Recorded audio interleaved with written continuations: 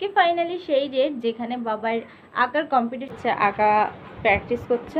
Guys আমরা বেরিয়ে পড়েছি আর এখন টোটোতে। আজকে দারুণ একটা ওয়েদার, একটা উদ্বোধনী সঙ্গীত হবে, তারপরে স্টার্ট হবে। এর টাইম একটা 2 বাজে আর 1:10-এর মধ্যে বাবা এর এখনো নিচটা মানে মাটিটা করা হয়নি।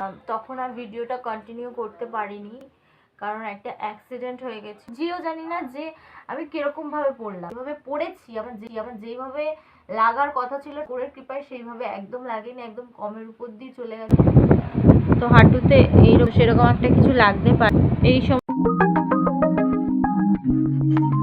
আমার নিউ ব্লগ। তো আজকে ফাইনালি সেই ডেট যেখানে বাবার আঁকার কম্পিটিশন হয়েছে আর বাবাই বসে গেছে আঁকা প্র্যাকটিস করতে। আর আমি এদিকে জাস্ট উঠে এখন চা বাগেরা সব বানিয়ে খেয়ে দিয়ে আমাদের 9টার মধ্যে বেরিয়ে যেতে হবে। আর আমি তো যা লেটও, আমার তো প্রচণ্ড লেট হয়। তো আমি আগে আজকে তাড়াতাড়ি রেডি হব বাবাইয়ের আগে। তো বেশি লেট করলে একদম হবে না, কারণ আমরা যেই স্কুলটায় যাব ওইখানটা আমি চিনি না। তো সেরকমভাবে গিয়ে পৌঁছাতে হবে। চিনে গিয়ে বাবার কাছ থেকে আমি শুনে নিয়েছি কীভাবে কি যেতে হবে কি না হবে। তো ওখানে গিয়ে জাস্ট সব কিছু ম্যানেজ করে ঠোরে বাবাইকে বসানোটা, কম্পিটিশনের মধ্যে বসানোটা।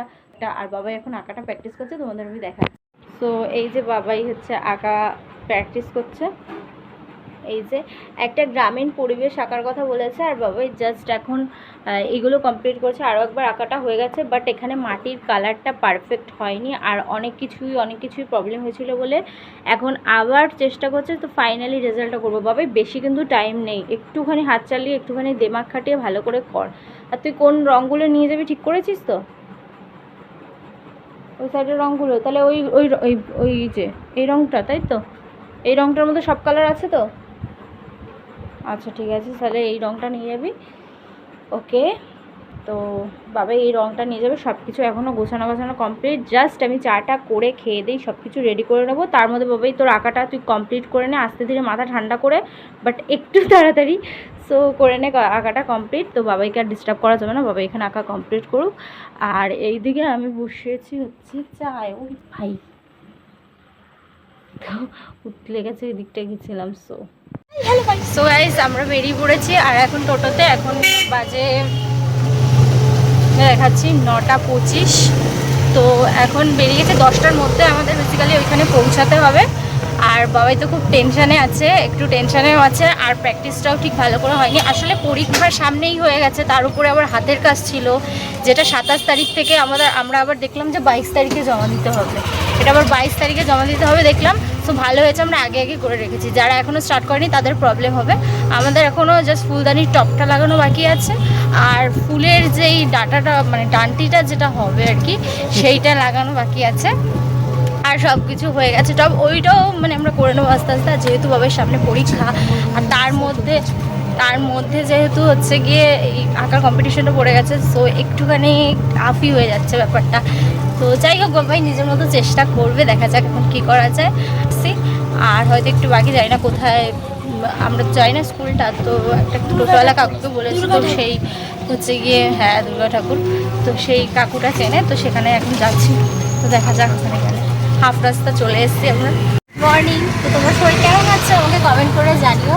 আর তোমাদের ওদিকে ওয়েদারটা আজকে কেমন দিয়েছে সেটা আমাকে বলো। আমাদের এখানে তো অজস্র বৃষ্টি হওয়ার পরে আজকে দারুণ একটা ওয়েদার, 1 ঘন্টা সাথ দিচ্ছে। আর তোমাদের কীরকম ওয়েদার হয়ে রয়েছে সেটা আমাকে জানিও। তো বাবাই পড়েছে বসে অনেকক্ষণ ধরে প্র্যাকটিস করছিল আর এখন ফাইনালি বসে রয়েছে। ওইদিকে একটা উদ্বোধনী সঙ্গীত হবে, তারপরে স্টার্ট হবে। আর একবার দেখবি নাকি? ঠিক আছে, পারবি।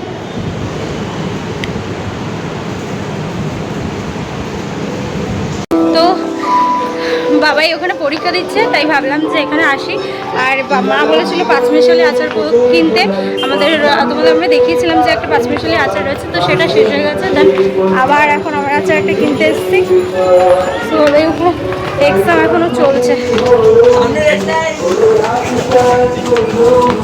এখন আবার যাব বাবাইয়ের ওখানে, কারণ ওখানে বসার জায়গা আছে। তো ওখানে গিয়ে এখন বাবাইয়ের টাইম একটা 2 বাজে আর 1:10-এর মধ্যে এখনই হয়ে যাবে। বাবাইয়ের এখনও নিচটা মানে মাটিটা করা হয়নি, প্লাস হচ্ছে গিয়ে উপরটায় হচ্ছে গিয়ে যে আকাশটা করা, সেই দুটোই মেন আর কি। আর নিচের মাটিটা করা ও বিশেষ করে। আর এখানে একটু বেশি আওয়াজ হচ্ছে, কারণ হচ্ছে কি যেহেতু আমি গার্জিয়ান রুমে বসে রয়েছি, তো সবার এখানে গার্জিয়ানরা বসে রয়েছে, সেখানেই আমি বসে রয়েছি। আর 1:02 বাজে এখন, 1:10 খাতা ওদের নিয়ে নেবে বলেছে। সো বাবাই বেসিক্যালি লাঙল দিয়ে চাষ করছে এরকম একটা ছবি আঁকছে। আর লাঙল দিয়ে যে চাষ করার যে মাটিটা, ওই জায়গাগুলো যে মানে খজরা খজরা যেরকম টাইপের হয়, তো সেটা করতে গিয়ে অনেকক্ষণ টাইম লাগে, তো সেটাই মেন হয়নি। আর আকাশটাও একটুখানি মানে শেড ফেড দিয়ে একদম প্রপার করতে গেলে মানে আমি ওখানে গিয়ে দাঁড়িয়েছি, আমার টেনশন। সো গাইজ আমি তখন আর ভিডিওটা কন্টিনিউ করতে পারিনি, কারণ একটা অ্যাক্সিডেন্ট হয়ে গেছিলো। তো কী অ্যাক্সিডেন্ট হয়ে গেছিলো সেটা তোমাদের জানাচ্ছি। আমরা যখন বেরিয়েছিলাম ভাইয়ের আঁকার কম্পিটিশনটা কমপ্লিট করার পরে, যখন বেরিয়েছিলাম, বেরোনোর পরে আবার ভাই বললো যে পুরস্কার বিতরণ নাকি কাল মানে আজকের মধ্যেই তখনই হয়ে যেত। তো তখন প্রায় 1:35 মতো বাজে, আর 2টোর মধ্যে পুরস্কার বিতরণী অনুষ্ঠান হবে বলেছিল। তা যেহেতু 2টোর মধ্যে হবে, তা আমি ভেবেছি যে না আবার রিটার্ন যাই। যে আমার শরীরটা একদম খারাপ লাগছিলো, একটু ভালো লাগছিলো, অনেক দুর্বল লাগছিলো, অনেক খারাপ লাগছিলো, শরীরটা পেটে ব্যথা করছিল। সো রিটার্ন আমরা যাই, তো ওদের স্যারদের কাছে জিজ্ঞেস করি যে কি ব্যাপারটা, কি পুরস্কার কি আজকেই দেওয়া হবে কি না হবে। তো স্যার বলেছে হ্যাঁ পুরস্কারটা আজকেই দেওয়া হবে, তোমরা বসে তারপরে পুরস্কারটা নিয়ে যেতে পারো। তো আমি এটাও বলেছি যে পুরস্কার যদি নিয়ে যাওয়া হয় তাহলে যাতে আমার তো শরীরটা খুব খারাপ লাগছে স্যার, তো আমি যদি বাড়িতে চলে যাই তাহলে পুরস্কার যেহেতু বাবাই ফার্স্ট সেকেন্ড হয়ে থাকে সবসময়, তো ফার্স্ট সেকেন্ড হয় বলে বাবাই আমি ভেবেছি যদি কিছু হয়, এত কষ্ট করে আঁকাটা করেছে, তাহলে একবার পুরস্কারটা দেখেই যায়। তো তার জন্য আমি স্যারকে জিজ্ঞেস করেছি যে স্যার যদি না থাকা যায়, কারণ যেহেতু আমার শরীরটা খারাপ লাগছে, যদি না থাকা যায় তাহলে পুরস্কারটা আমরা জানবো কোথা থেকে, মানে আমরা পাবো কোথা থেকে যদি ফার্স্ট বা সেকেন্ড বা কিছু হয়। তো ওরা বলেছে যে কোন কোন স্কুল থেকে কে পড়ে না পড়ে আমরা সব কিছু জানি, তো আমরা স্কুলের ব্যাপারে সব জানা আছে, যে কেউ যদি কিছু হয় আর যদি অনুপস্থিত থাকে তাহলে তার স্কুলে গিয়ে তাদের এক একটা স্কুলের এক একটা টিচার আছে, তো তাদের স্কুলে সেই টিচারদের হাতে সেটা মানে সেই সার্টিফিকেটটা বা যা দিক আমি জানি না কি দিত, তো সেটা ধরিয়ে দেওয়া হবে, ফার্স্ট সেকেন্ড থার্ড বলে দেওয়া হবে।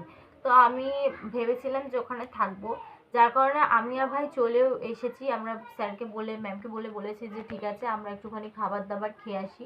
সো আমরা খাবার দাবার খাওয়ার কথা ভেবেছি, তো খাবার দাবার খাওয়ার জন্য আমাদের ওখান থেকে ব্রিজ ক্রস করে আমাদের প্ল্যাটফর্মে উঠতে হচ্ছিল।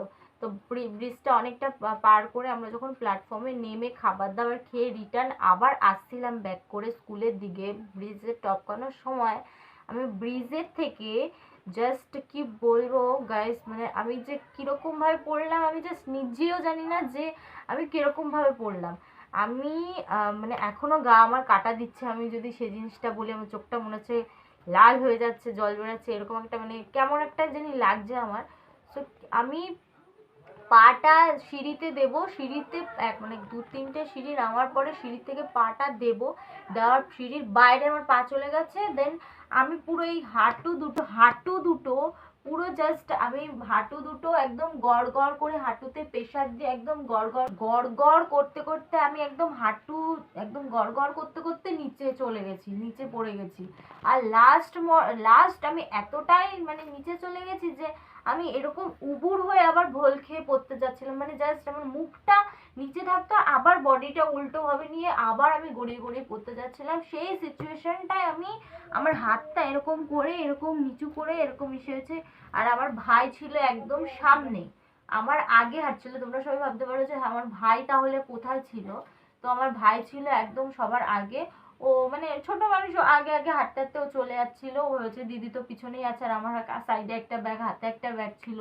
তো ওরও শরীরটা যেহেতু ভালো ছিল, আমার এত শরীরটা খারাপ লাগছিল, এত দুর্বল লাগছিল, তো পিছনের কতগুলো মহিলা ছিল আমাকে টেনে ধরে তারপরে তুলেছে। ওই সিচুয়েশনে যখন আমি এরকম করে বসে রয়েছি তখন আমার এই জায়গাটায় লেগেছে, প্লাস আমার ডান হাঁটুর প্যান্টটা যে পরা ছিলাম হাঁটুর এখান দিয়ে পুরো ছিঁড়ে গেছে, তোমাদের আমি দেখাচ্ছি। তো এইভাবে আমার হচ্ছে গিয়ে কেটে গেছে, এইভাবে এরকম বিষয় হয়ে গেছে। তো আমাদের এমনিতেও দেখাবো, তো এমনভাবে আমার কেটে গেছে সে মানে বলার মতো না।